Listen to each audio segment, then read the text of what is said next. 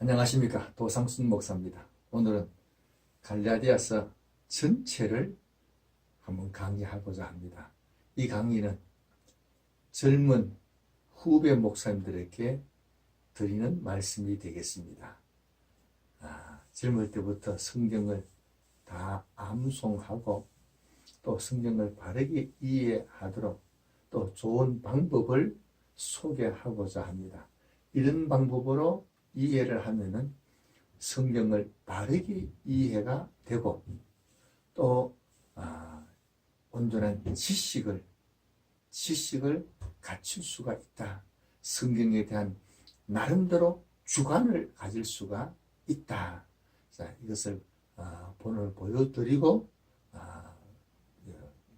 본을 보여드리기 위해서 강의하는 겁니다. 이 갈라디아서는 사도 바울이 1차 전도 여행을 마치고 바로 기록했는 기록입니다. 그래서 성경 중에 제일 먼저 기록이 되었는 성경이 되겠습니다. 혹자는 3차 전도 여행 때 기록했다 뭐 이런 얘기도 하지만은 오늘 강의 들어보면서 이것저것 다 생각하도록 합니다.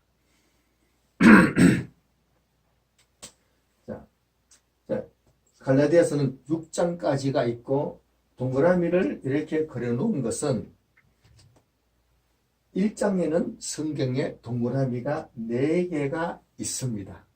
2장에는 동그라미가 2개가 있고 3장에는 동그라미가 3개, 4장에는 동그라미가 4개, 5장에는 동그라미가 5개, 6장에도 동그라미가 5개가 있습니다. 그래서 요 동그라미를 다 외우는 게 필요합니다. 외워서 한 단락 한 단락을 주제를 생각하면은 성경이 바르게 이해가 될 수가 있습니다. 첫째 단락에서는 사도 바울이 인사를 합니다. 인사하는데 사도 바울의 서신은 다 예수 그리스도와 아버지 하나님으로부터 나오는 은혜와 평강이 너희에게 있기를 원한다. 예수님께서 우리를 이 악한 세대에서 구원하기 위하여 자기 몸을 주셨으니 그에게 영광이 세세토록 있기를 원한다 하는 이런 내용이 되겠습니다. 두 번째는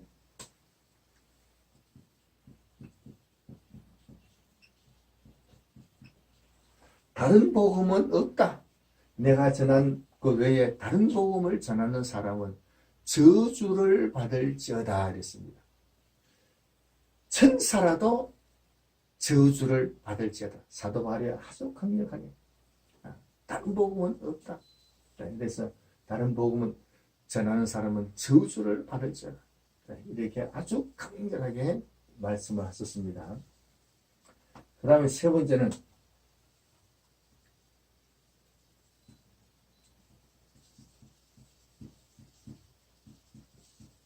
내가 전한 복음은 예수 그리스도의 계시다. 내가 예수님의 계시를 직접 받았다. 사람한테 배운 것도 아니고 받은 것도 아니고 직접 계시를 받았다. 내가 유대교회에 충실해서 하나님을 거의 교회를 핍박할 때에 하나님께서 내 속에서 역사하여 나를 부르실 때에 나는 혈육과 의논하지 않고 아라비아에 가서 기도하고 그 다음에 다시 다메섹으로 돌아갔다.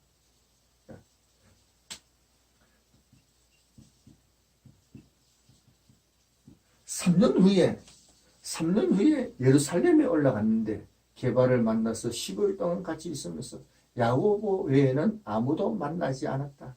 그래서 나는 내가 받은 이 계시는 사람한테 배운 게 아니라는 것을 보여줍니다. 그리고 돌아오면서 수리아와 길리기아 지역에서 얼굴을 보지 못한 그 교회 사람들이 핍박하던 그 믿음을 전한다는 얘기를 듣고 하나님께 영광을 돌렸다. 이런 내용이 1장에 기록이 되어 있습니다. 2장에서는 14년 후에 또 예루살렘에 올라갔습니다. 14년 후에 이 14년 후에는 모든 사람들이 바울의 1차 전도 여행을 마친 이후에 올라간 것으로 얘기합니다. 자, 그러면은 바울이 1차 전도 여행을 마치고 난 이후에 예루살렘 회의 때 올라갔느냐? 저는 그렇게 보고 싶지는 않습니다. 자, 여기에 보면은 서서히 다 보고한 것을 보면은, 바나바와 함께 올라갔는데 1차 전도 여행을 마치고 바로 올라가서 사도들에게 자세하게 보고를 하고 다시 안디옥으로 돌아왔다. 이렇게 보여집니다. 그리고 이따가 예루살렘에서 왔는 이 거짓 형제가 할례 문제 때문에 문제를 일으키니까 다시 예루살렘에 올라가서 보고하여 예루살렘 회의가 기록이 되었다. 자, 그래서 그 14년 후에는 1차 전도 여행을 마치고 즉시 갈라디아서를 기록했다. 왜냐? 바나바와 함께 올라간 것을 기록한 것을 보면은 바나바와는 1차 전도 여행 마치고 2차 여행을 출발하기 전에 헤어졌습니다. 그 다음에는 다시는 만난 기록이 없는데 바나바와 함께 올라갔다 하는 것을 보면은 이 1차 전도 여행 마치고 즉시 올라가서 모든 사도들에게 있었던 일을 다 보고한 것으로 생각하는 게 마땅하겠다. 이렇게 얘기해집니다. 이때 올라가서 베드로는 할례자의 사도로 세우신 하나님께서 바울은 이방인의 사도로 세운 것을 서로 인정을 하고 교제의 악수를 했다. 그래서 사도 바울이 나도 완벽한 그리스도의 사도다. 예수님의 사도다. 서로 다 인정했다. 이것을 보여줍니다. 두 번째 얘기에서는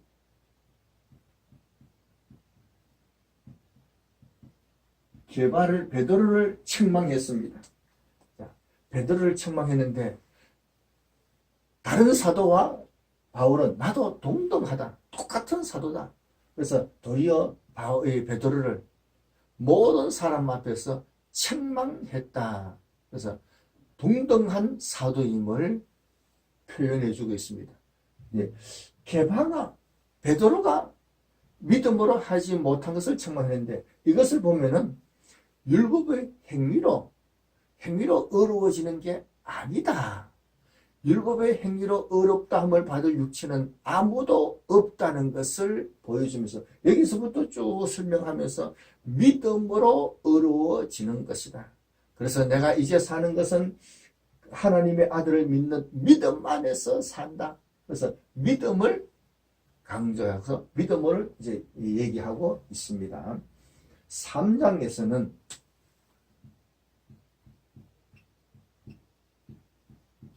어리석도다 갈라디아 사람들아,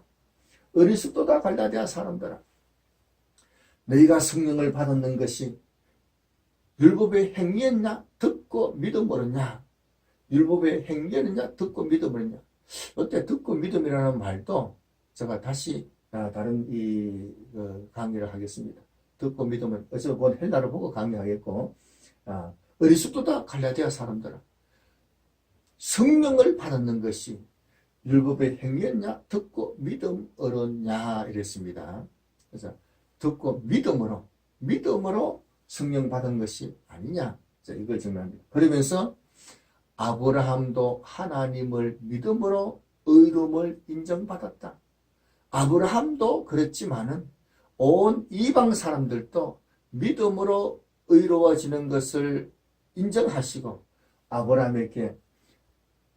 아브라함으로 하여금 모든 이방이 너로 인하여 복을 받는다고 말씀을 하셨다.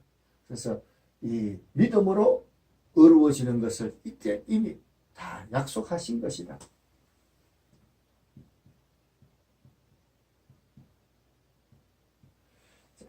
그런데 이런 약속하셨는데 430년 후에 생긴 율법이, 430년 후에 생기는 율법이 하나님께서 약속하신 그 약속을 헛되게 할 수 있느냐? 그건 안 된다. 사람의 언약도 사람의 약속도 한 번 하고 나면은 못 바꾼다.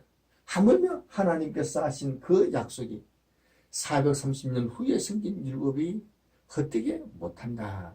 이렇게 말씀을 하시고, 그 다음에 율법이란 것은, 이 율법이란 것은 몽막성성으로서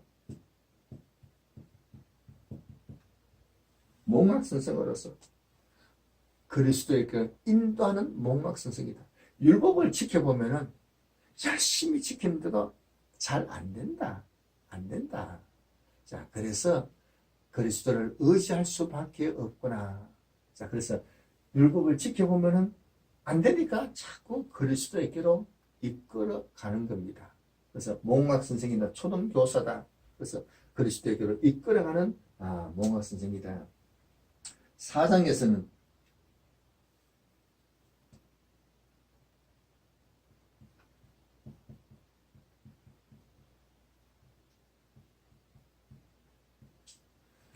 아무리 상속자라도 상속자는 모든 것의 주인이지만 어릴 때에는 후견인 아래 또한 청지기 아래 있다.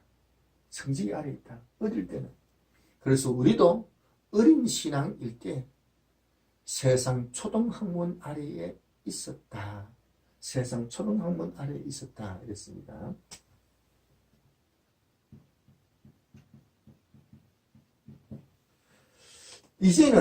이제는 우리가 하나님을 알고 하나님께서 우리를 알아주는 그러한 인물인데, 그런데 어떻게 다시 초등학문으로 돌아가느냐? 자, 여기 굉장히 중요한데, 신앙이 어린 사람은 옛날로 돌아가는 경향이 있습니다. 신앙이 어린 상태에서 구원받은 것은 틀림이 없지만은, 구원받은 사람이 틀림없지만은, 그대로 있으면은 옛날로 돌아가 버립니다. 이스라엘 백성이 많은 고생을 하고 광야를 거치고 가나안 땅 앞까지 왔습니다. 그래서 정탐꾼을 한번 보내보자. 그 정탐꾼을 보내왔더니 그 보고를 듣고는 애굽으로 돌아가자. 애굽으로 돌아가자. 신앙이 애굽으로 돌아가는 이런 경향이 있을 수 있습니다. 어린 신앙은 그대로 있으면은 옛날로 돌아가 버립니다. 빨리 성장해야 됩니다. 어떻게 하면 성장하느냐? 그리스도의 형상을 이루도록, 그리스도의 형상을 이루도록 합니다. 그래서 사도 바울이 너희들과 본래 좋은 관계 잘 유지했고, 내가 복음을 전할 때에 내게 육체의 시험거리가 있었지만 너희가 나를 그리스도와 같이, 예수님과 같이, 하나님의 천사와 같이 그렇게 했는데 어떻게 다시 원수가 되느냐? 참말하니까 도리어 원수가 되느냐? 너에게 그리스도의 형상이 이루도록 내가 해산의 수고를 해야 되겠다. 그래서 이제 어린 신앙은 빨리 장성한 자가 되도록 노력해야 됩니다. 장성한 자가 되지 않으면은 옛날로 돌아갈 수가 있다는 것을 알고 조심해야 됩니다. 어떻게 하면 성장하느냐? 어쨌든 이 성장하기 위해서는 누군가가 해산의 수고를 했다. 이게 굉장히 중요합니다. 어린아이가 저절로 큰 게 아니에요. 어머니의 그 수고가 있었기 때문에 바르게 성장한 겁니다. 우리가 신앙생활을 바르게 한 것은 누군가가 해산의 수고를 했기 때문에 이만큼 성장하는 줄 알고 말씀을 가르치는 목사님께 감사하도록 해야 됩니다. 어떻게 하면 성장하느냐? 두 언약.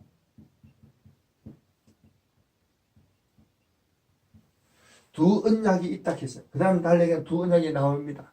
하갈이 낳는 아들과 사라가 낳는 아들. 두 언약이다. 두 비유다. 했는데 두 언약입니다. 그래서 언약은 지식을 얘기합니다. 하나님께서 우리에게 주신 그 약속의 말씀을 알아야 됩니다. 자, 지식을 갖춰야 성장합니다. 성장하기 위해서는 꼭 성경을 가르쳐야 됩니다. 지식을 가져야 됩니다. 지식을 가졌을 때에 핍박이 따라옵니다. 이삭이 이스마엘에게 핍박당했듯이, 이삭이 이스마엘에게 핍박당했듯이 이런 핍박이 반드시 있다. 이삭이 5살이라면 이스마엘은 18살이 됩니다. 핍박하는 이 강도가 엄청 세다. 엄청 세다. 자, 그러나 감당하도록 합니다. 오늘날 또 이런 핍박이 있다고 얘기했으니까 핍박받을 때 뭐가 잘못했냐? 잘못한 게 아니고 당연히 있는 핍박입니다. 지식을 갖추고 핍박을 이겨나가도록 해야 신앙이 성장하게 됩니다. 하나님께서 우리에게 자유를 주셨습니다. 예수님께서 우리를 자유를 줬는데 종의 멍에를 매지 마라. 종의 멍에를 매지 마라.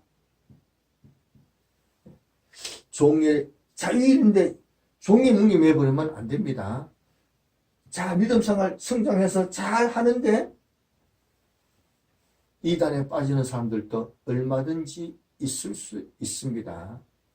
자, 그래서 우리가 이제는 신앙 성장해서 다 됐다. 아니에요. 성장했는 사람에게도 이런 위험이 있는 것을 알고 늘 깨어서 조심하도록 합니다. 그러면서 할례를 얘기했습니다. 더 잘 하려고 할례를 받는다. 그런데 할례를 받으면 그리스도가 무익하다 했습니다. 할례를 받으면 모든 율법을 지켜야 하는 의무만 생긴다. 할례를 받으면 그리스도에게서 끊어지고 모든 은혜에서 떨어진 자가 된다. 여기서 보면은 자유인으로 살다가도 그리스도에게 끊어질 수도 있구나. 이걸 알고 두렵고 떨림으로 자기 구원을 이루어가도록 해야 됩니다. 하여간 믿음 생활 더 잘하려고 할례 받는 것 같은데 도리어 그리스도로부터 끊어져 나가는 그런 일도 있을 수 있다는 것을 알아야 됩니다. 어떻게 하면 자유를 잘 유지해 나가느냐? 서로 종노릇하라. 서로 종노릇. 이 자유를 가지고 사랑으로 서로 종노릇해야 이 자유를 잘 유지해 나갈 수가 있습니다. 종이 되어서 종노릇하는 게 아니고 사랑을 가지고 이 자유를 가지고 서로 종노릇합니다. 부부도 아내가 남편을 위해서 남편의 아내를 위해서 종같이 사랑한다. 아름다운 모습입니다. 아름다운 모습입니다. 이 자유를 가지고 믿음으로 서로 종노릇하고 섬기는 것은 하나님 앞에 참으로 아름다운 생활이 되겠습니다. 자, 이런 종노릇 해보면은 무슨 생각이 드느냐? 열심히 하면 나무 손내구나. 그런 생각이 됩니다. 그래서 성령으로 행하라 이랬습니다. 성령으로 성령님의 도우심이 꼭 필요합니다. 성령의 도우심을 받아야 또한 이 육체의 욕심을 막고 믿음으로 잘 할 수가 있습니다. 이렇게 성령의 도움을 받아 종노릇을 열심히 하면은 저절로 성령의 열매를 맺게 됩니다. 사과나무에는 사과가 열리고 배나무에는 배가 열립니다. 우리가 믿음 생활하면서 성령으로 늘 생활하면은 성령의 열매가 저절로 맺히게 됩니다. 성령의 열매를 맺으려고 노력하는 게 아니고 믿음으로 성령을 의지하고 살면은 맺히게 됩니다. 믿음으로 열심히 하는 것 같은데 사랑이 없구나. 성령 열매가 안 맺혔구나. 내가 뭔가 잘못했구나. 이렇게 깨닫고 회개하고 고치도록 합니다. 성령의 열매가 사랑과 희락과 화평과 오래 참음과 자비와 양성과 충성, 온유, 절제하는 이 열매가 맺히는 것을 보면은 내가 믿음 생활 바르게 하고 있구나. 이렇게 깨닫고 끝까지 잘 유지하면 되겠습니다. 자, 그런데 여기서는 또 헛된 영광을 구하지 말아요. 영광이라 말은 칭찬이라 이 뜻이 됩니다. 내가 칭찬 드려야지. 그러면 헛된 영광이 됩니다. 그러면 도리어 다툼이 일어나고 문제가 생길 겁니다. 잘하는 것 같은데도 이런 일이 생길 수가 있구나 알아야 됩니다. 자, 이런 믿음 생활 잘하는데도 시험이 있습니다. 우리 형제 중에 누가 범죄한 것이 드러나면은 이 신령한 너희는 온유한 심령으로 이런 사람을 바로 잡아라. 그리고 자신을 돌아보아 너도 유혹을 받을까 시험을 받을까 두려워하라 하겠습니다. 자, 이때 시험이란 말은 유혹이라고 분석하는 게 더 낫겠습니다. 자, 믿음 생활 잘하다가도 유혹받을 수 있습니다. 딴 다른 사람 고친다고 하다가 자신을 돌아보지 않으면 자기가 도리어 유혹당할 수도 있습니다. 자신을 잘 돌아보도록 합니다. 그래서 자신을 속이지 않도록 그렇게 합니다.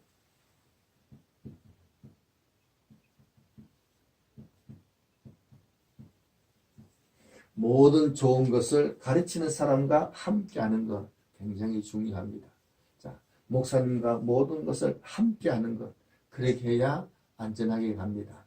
그런데 이런 관계를 유지해야 바르게 할 수 있는데 그렇지 않으면은 나는 죄도 안 졌고 잘 하는구나 이렇게 해서 스스로 자신을 쏟게 하는 그런 일이 생기게 됩니다.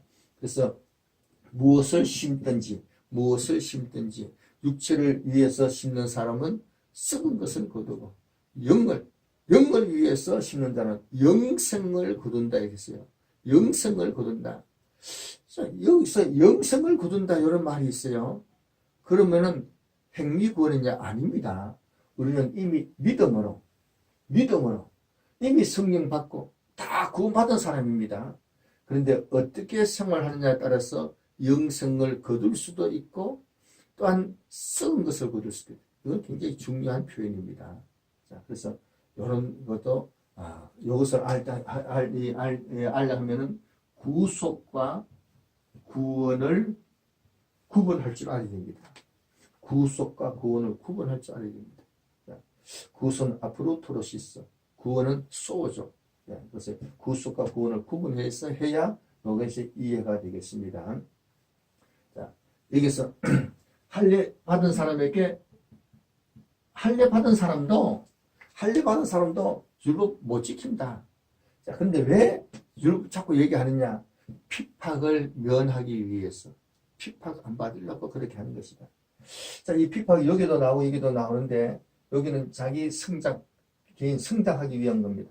여기는 좋은 일 쭉 하면서 핍박이 있습니다. 핍박 차원이 다르다.